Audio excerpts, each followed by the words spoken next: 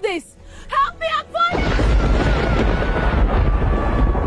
They call her witch. They say she has stolen all the love and affection their parents give them. We must kill her, Mide said. Let's bury her alive, Bolanle added. They hated her so much they would do anything to get rid of her. But what they didn't know was this child is no ordinary one. Their decision will shake the kingdom. Let's go back to how it all began. The sun was very hot in the village of Iliayo. It was so hot that the red dirt on the ground cracked. In one small house lived Mr. Dayo and his wife Omotola. They had 3 daughters and Mr. Dayo has been looking for a male child. One day, Omotola went to the river. She knelt down crying and begging the river to grant her a son. The river goddess appeared to her. She told her she would give birth to a special child who would change her family forever. 9 months later, she gave birth to a girl named Simi. Simi was a miracle. When she was born, she was not like any other child. She had very long hair that wrapped around her tiny body. When she smiled, her hair glows, and when she cries, it becomes dark. As she grew up, her hair grew and grew. It did not stay short like the other girls. It flowed behind her like a long black river. When Simi walked to the market, the old men and women would stop and look. Look at her hair, they would say. The Orishas have blessed her. But inside her own home, Simi was not a miracle. She was a target. Simi had 3 big sisters, Taye, Bolanle, and Mide. They were not ugly girls, but their hearts were made of dry wood, just waiting for a spark of envy to set them on fire. They hated Simi so much. One morning, the sisters walked to the river to get water.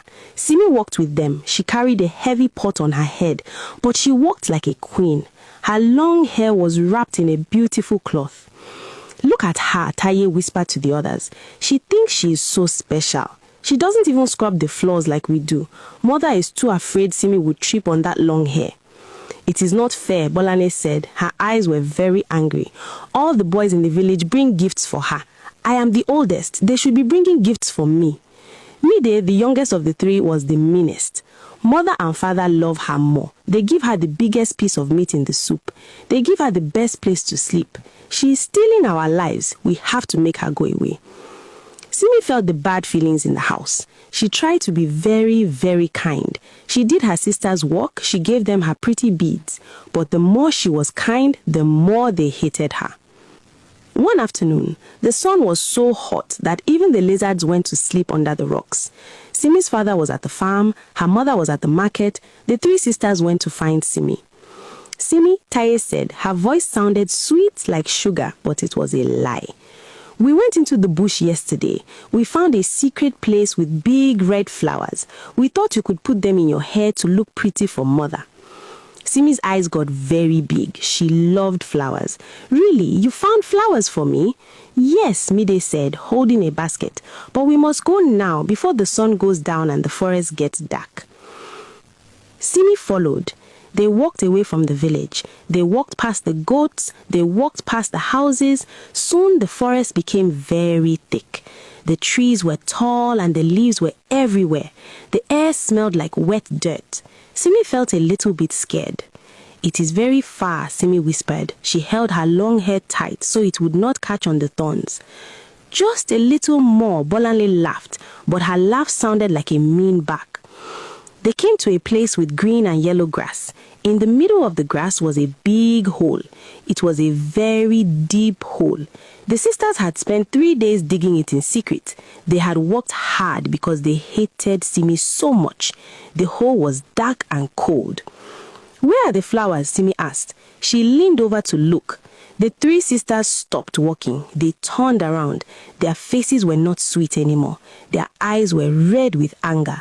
There are no flowers, Taye yelled. She reached out and grabbed Simi's long, beautiful hair. Simi screamed. You think you are a queen? Mide shouted. She pushed Simi's shoulder. Let's see how pretty you are when you are stuck in the dirt. Please, Simi cried. Tears were falling down her face. Sisters, why are you doing this? I haven't done anything wrong. You think so? You are stealing our lives, Bolanle said. All three sisters put their hands on Simi. They gave a very big, hard push. Simi screamed as she fell into the dark. She hit the bottom with a loud sound. It hurt very much. She looked up and saw her sisters. They were grabbing big branches and bushes. They threw them over the top of the hole to hide it. "Goodbye," Taye shouted down. "Now the village will forget you." They went back to the village crying to everyone who cared to listen that a tiger attacked them in the bush, and because Simi's hair was too long, she couldn't run fast, so the tiger caught her and ate her. Their parents almost lost their minds when they got the news. In the bush, the light went away. It was totally dark. Simi lay in the mud. Her beautiful hair was messy and dirty. She cried and cried, "Mama, Papa, please help me." But nobody could hear her. Only the forest was listening. Simi stayed in the dark for a long time. She thought she was going to die. But then she heard a sound, like someone was approaching. Simi scrambled back against the wall. She was shaking. "Who is there?" she asked. "Is it a ghost?" A low, grumbling sound came. It sounded like a growl, but then it became a sigh. "Who is down there, Lo?" a voice said. Simi froze. The voice was deep and scratchy, like two rocks rubbing together, but it was speaking her language. "My name is Simi. Please help me," Simi cried. "Hold on, I will get you out," the voice said. Simi let out a scream. When she saw who she had been talking to, a big, strong monkey. He had fur the color of charcoal, but his eyes were not like animal eyes. They were the eyes of a person who was very sad. "A monkey that talks?" Simi asked. Her voice was trembling. The monkey looked at her. He looked at her long, dirty hair. He felt pity for her. Simi shook with fear. Her heart was beating like a small drum. She looked at the big monkey. He had long arms and a very sad face. "Are you going to eat me?" Simi asked. Her voice was very small. The monkey shook his head. "No," he said. His voice was scratchy like sand. "I am not a monster." The monkey went into the hole. He was very strong. He grabbed the walls of the pit with his big hands. He told Simi to climb on his back and hold on tight.